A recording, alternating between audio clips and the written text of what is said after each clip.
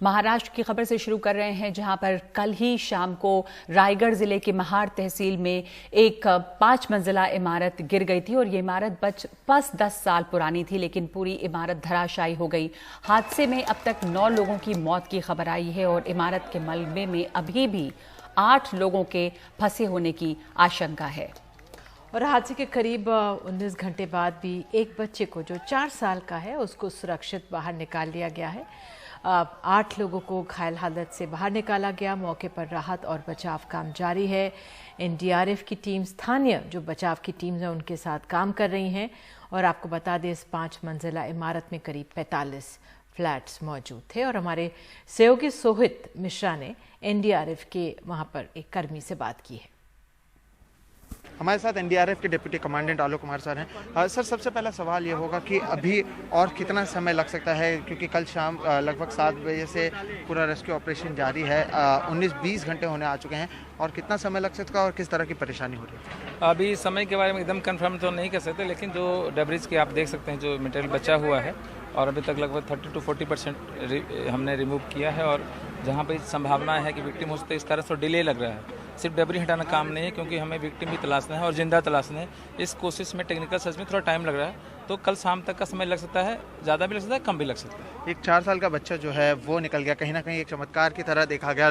जो एनडीआरएफ की टीम और बाकी टीम है, उनमें भी काफ़ी उत्साह उसकी वजह से होने। बिल्कुल चमत्कार जैसा ही है, क्योंकि जिस तरह से जो स्ट्रक्चर का जो गिरा हुआ स्ट्रक्चर का डिजाइन था, पैनकेक, उसमें स्पेस बिल्कुल नहीं होता। लेकिन छोटा बच्चा था, वो बिल्कुल सिटिंग पोजीशन में बैठा है, जहाँ कि उसको थोड़ा सा स्पेस मिला है, उसको चोट भी नहीं लगी और वो इससे बच गया। और दूसरा रीज़न है कि हम टेक्निकल सर्च, हमने हड़बड़ी नहीं की उसमें निकालने में, तो उसको धीरे धीरे एक बार लोकेट हो गया तो हमने बिल्कुल मशीनरी का उपयोग बंद कर दिया।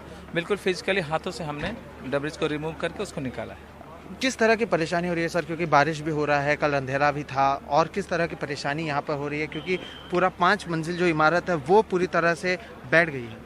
हाँ, परेशानी है, लेकिन डिसास्टर, इसी का तो नाम डिसास्टर है, जिसमें कि परेशानी है। और एनडीआरएफ इसी के लिए बनी है। और परेशानी है, बारिश भी हो रही है, लेकिन कभी भी काम रुका नहीं कि बारिश आ गई है, काम रुका। और अंधेरा है तो लाइट की व्यवस्था प्रशासन को थोड़ा अच्छे से की गई है, और उनके तरफ से जो हैवी मशीनरी लगाए गए, पुलिस और फायर ब्रिगेड, प्रशासन, एनजीओ सभी मिलकर काम करें, टीम की तरफ पूरा काम करें।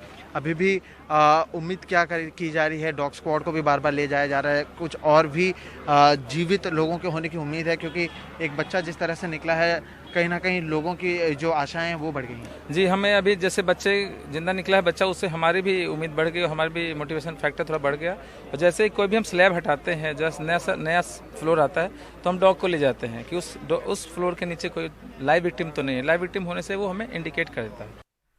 और हमारे साथ हमारे सहयोगी सोहित मिश्रा मौजूद हैं। सोहित, आप भी लगे हुए हैं, आपसे जानकारी अब लेना चाहेंगे, इस समय क्या स्थिति है? जी बिल्कुल, देखिए अभी तक अगर आपको मैं बताऊं तो कुल मृतकों की संख्या 11 हो चुकी है, और अब तक कुल 8 लोगों को बचाया गया है। कुल अब तक 19 लोगों को मलबे से निकाला गया है, और लगातार आप देखेंगे कि राहत और बचाव का काम जारी है। जेसीबी मशीनों का भी इस्तेमाल किया जा रहा है।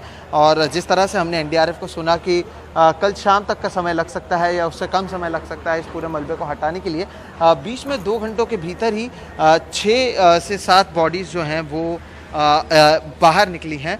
तो उसमें भी ये अंदाज़ा लगाया जा रहा है कि जब ये हादसा हो रहा था, तब जब लोग भागने लगे थे, तब शायद एक जगह से ही सब भाग रहे थे, और जो पूरी इमारत है वो ढह गई, इसलिए वो सारे जो शव हैं वो भी आसपास ही पाए गए हैं। बहरहाल एक 4 साल का बच्चा ज़रूर 19 घंटों तक वो 4 साल का बच्चा इस मलबे के अंदर दबा रहा, और उसके बावजूद वो जब बाहर निकला तो उसको ज़्यादा चोट नहीं आई है। उसका अस्पताल में ले जाया गया है, फर्स्ट एड इलाज करवाया जा रहा है, लेकिन उससे कहीं ना कहीं जिस तरह से हमने सुना कि मोटिवेशन है वो भी बढ़ चुका है लोगों का, और जो काम है वो लगातार किया जा रहा है। अब भी डॉग स्क्वाड की मदद ली जा रही है। जब कभी एक लेयर क्लीन करके अगले लेयर पर पहुंचा जाता है तो डॉग स्क्वाड को लेकर पूरी छानबीन की जाती है। लेकिन इन सब के बीच में कई सवाल भी खड़े होते हैं, जैसे कि ये इमारत केवल 7 साल पुरानी थी। अगर 7 साल पुरानी इमारत है, ये पूरी तरह से लीगल इमारत है, इसके पास सारी अनुमति थी। मानसून से पहले जिस तरह से जर्जर इमारतों की लिस्ट बनती थी उसमें इसका नाम नहीं था।